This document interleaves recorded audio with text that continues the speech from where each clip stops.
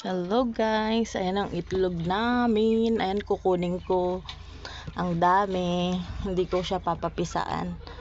So kukunin na natin. Ayan, lalagay natin dito sa tray. Ang dami. 1 lang yung ititira natin. Ayoko nang papisain eh. So ayan, kukunin ko muna to.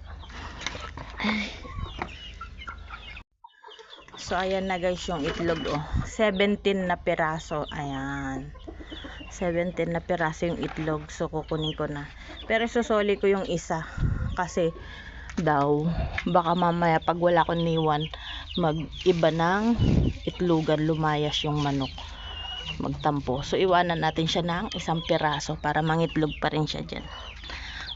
1 lang ang kanya, sa akin yung 16 piraso. Diba, may harvest na akong egg, free egg, 16 piraso. Ay naku, ang init Kuhanan natin isa sa kanya kasi 17 pieces yun. Yan lang, may free egg na tayo. Ayan yung ating chicken, papakawalan ko na. Ayan guys, ito nabuhay ko yung berry ko dito sa likod. Ayan, tinanim ko, tapos may bunga na rin siya. Ayan may nakuha na akong hinog dyan kahapon. Ayan, papakawalan natin ating manok para pumunta doon at mangitlog.